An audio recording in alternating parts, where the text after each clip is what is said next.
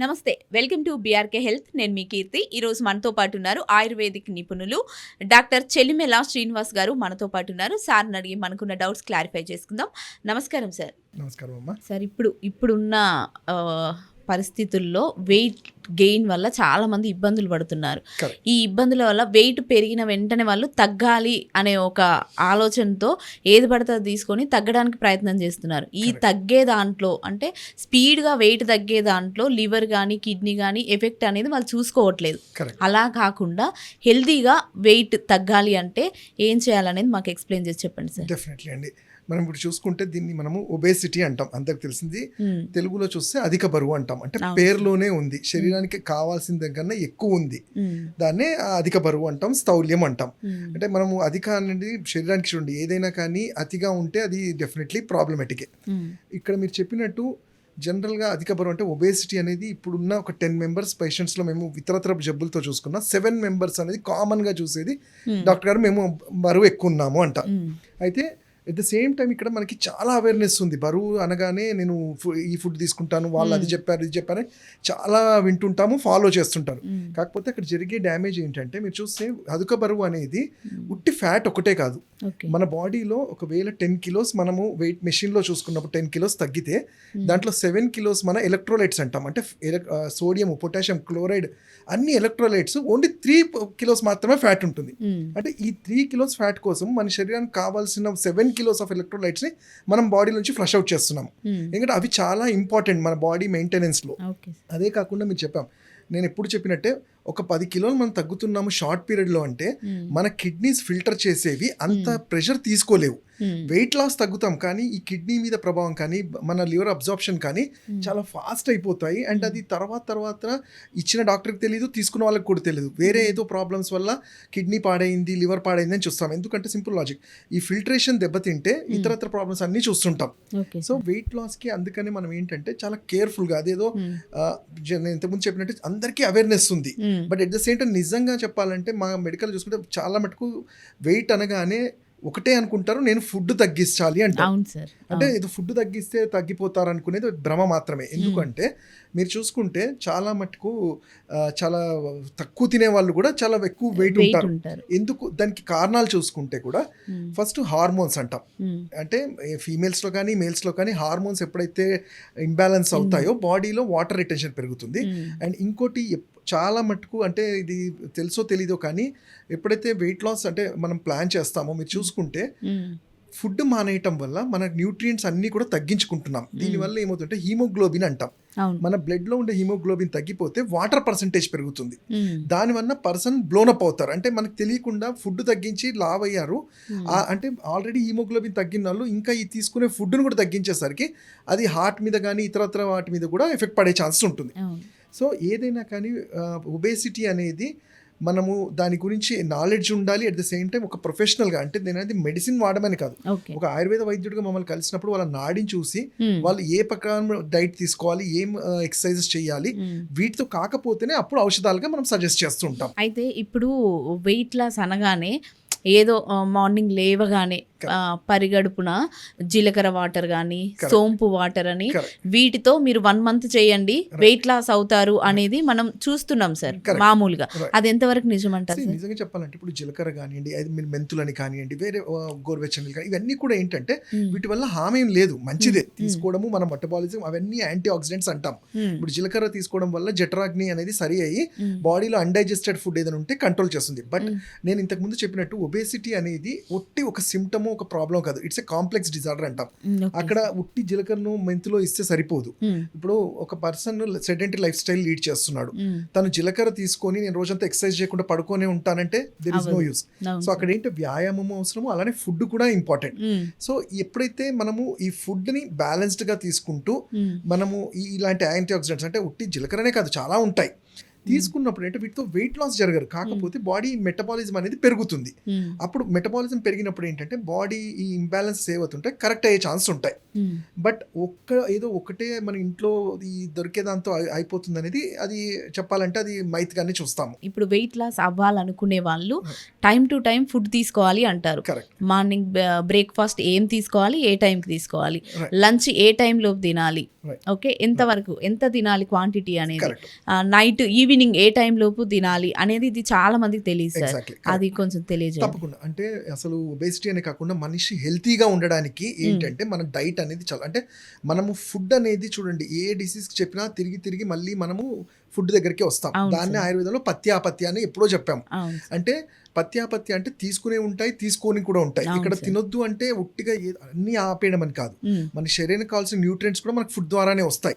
So ఇట్లా అంటే అన్నప్పుడు అండ్ ఎస్పెషల్లీ ఈ మెటబాలిక్ ప్రాబ్లం అంటే ఒబేసిటీ ఉన్న వాళ్ళలో మీరు చూసుకుంటే ఏంటంటే ప్రతి 4 అవర్స్కి 6 అవర్స్కి వాళ్ళకి మేము ఏదో ఒక డైట్ చెప్తాం. అంటే సపోజ్ 6 ఇడ్లీస్ తినే వాళ్ళని డివైడెడ్ డోసెస్లో 2 ఇడ్లీస్గా ఎందుకు 3 టైమ్స్ 3 to 4 టైమ్స్ ఎందుకు అంటే దీని సైంటిఫిక్ రీజన్ కూడా ఏంటంటే మన మెటబాలిజం అనేది జఠరాగ్ని అంటాం కదా, డైజెస్టివ్ సిస్టమ్ ఎలా పనిచేస్తుంది, మనం ఫుడ్ తీసుకుంటేనే లివర్ అనేది బైల్ జ్యూస్ పైత్యరసాన్ని రిలీజ్ చేస్తుంది, అది వర్క్ అనేది స్టార్ట్ అవుతుంది.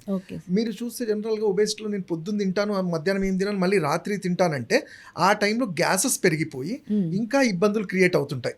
సో అందుకని ఏంటి మన సిస్టమ్ వర్క్ చేయాలి అంటే ఎవ్రీ 4 అవర్స్ కానీ 6 అవర్స్కి కొంచెం తక్కువ క్వాంటిటీలో ఫుడ్ తీసుకోవాలి. అండ్ దాంతోపాటు రెగ్యులర్ ఎక్సర్సైజ్ ఉండాలి. అండ్ డైట్ కూడా ఎలాంటివి ఉండాలి అంటే ఇప్పుడు ఫుడ్ మనం చూస్తాము ఈ ఫ్యాట్ అనేది ఏదో టబ్బు అంటే అది వాడకూడని మాట కాదు. ఫ్యాట్ లేకపోతే మనకి ఎనర్జీ ఉండదు, యాక్టివ్ ఏది ఉండదు. కాకపోతే అధికంగా ఆ ఫ్యాట్ అనేది ఎప్పుడైతే ఇప్పుడు మనం చూస్తాం అది అధికంగా బ్లడ్ లో చేరితే దాన్ని అథెరోస్క్లెరోసిస్ అంటాం, కొలెస్ట్రాల్ అంటాం. లివర్ మీద వస్తే ఫ్యాటీ లివర్ అంటాము. ఎక్కడ అంటే మన బాడీలో ఎక్కడ పేరుకుపోతే అలానే ఫీమేల్స్ లో యూట్రస్ లో వస్తే ఫైబ్రాయిడ్స్ పీసీఓస్ గా కూడా ఉంటాయి.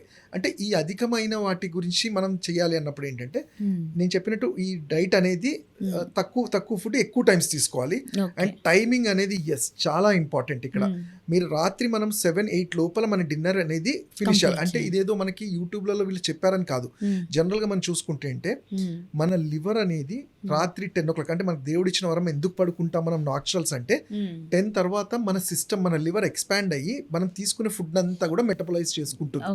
బట్ ఇప్పుడున్న జనరేషన్ లో మనం పడుకోవడమే 11-12కి పడుకుంటాము, తినడం చూసుకుంటే కూడా 9:30-10 తీసుకునే ఫుడ్ కూడా మీరు చూస్తే ఏంటి మనం బయట ఫుడ్ తీసుకోవడము, ఏదైనా రిసెప్షన్స్ కి కానీ వెళ్తే పార్టీస్ అని చెప్పి ఇమాజిన్ మనము మన ఫుడ్ ఆ టైంలో లైట్ గా తొందరగా తినడానికి పోయి ఇంకా దాని మీద ఇంకా harsh food suppose for example ఏదైనా రిసెప్షన్ కి వెళ్ళాం అనుకోండి 9:30కి స్టార్ట్ చేస్తే సలాడ్స్ ఓపెన్ సలాడ్ నుంచి మనము బిర్యానీస్ ఫ్రైడ్ రైస్లు అండ్ లాస్ట్ లో వీటన్ని కాకుండా మళ్ళీ డెజర్ట్స్ అని ఐస్ క్రీమ్స్ ఇవి కూడా అంటారు.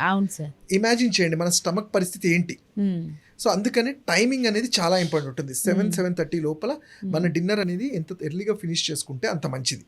అండ్ ఈ ఫుడ్ కూడా ఏంటి ఈజీగా సాత్విక ఆహారం అంటాం. అంటే ఏది మన బాడీ ఈజీగా డైజెస్ట్ చేసుకుంటుంది, లైక్ ఫ్రూట్స్ కానివ్వండి.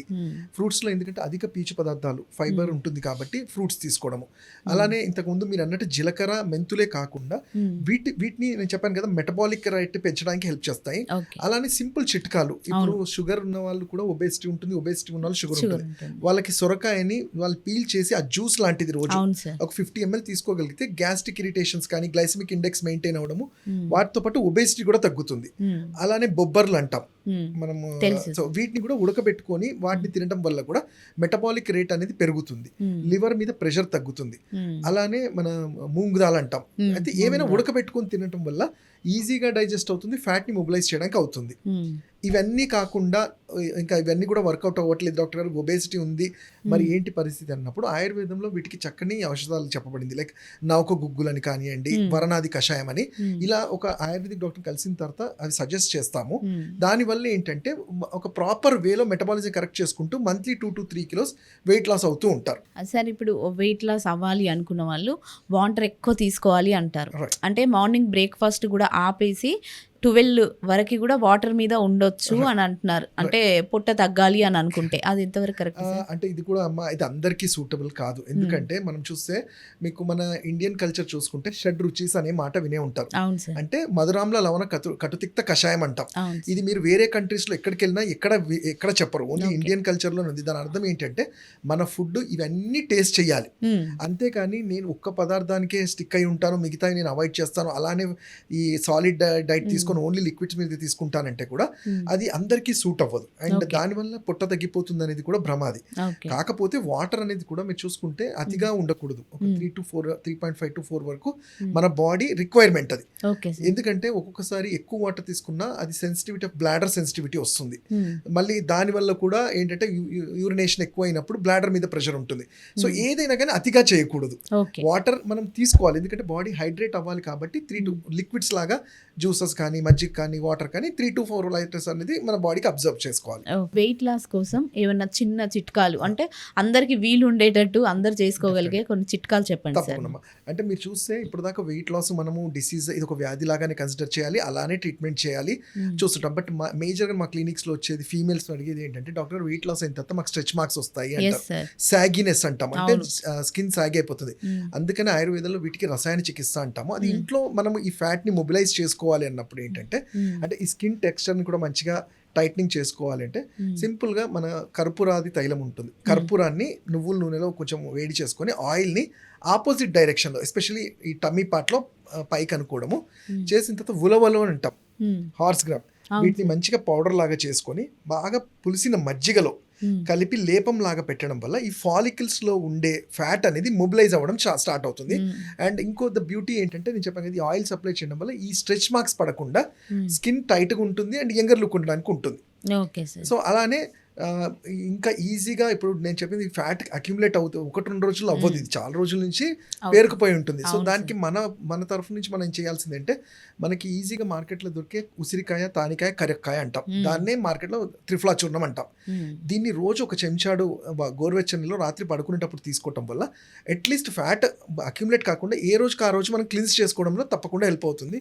దాంతో స్కిన్ టెక్స్చర్ అండ్ హెయిర్ కూడా మంచిగా ఉంటాయి. Okay sir, thank you sir, మంచి ఇన్ఫర్మేషన్ ఇచ్చారు. Thank you so much sir.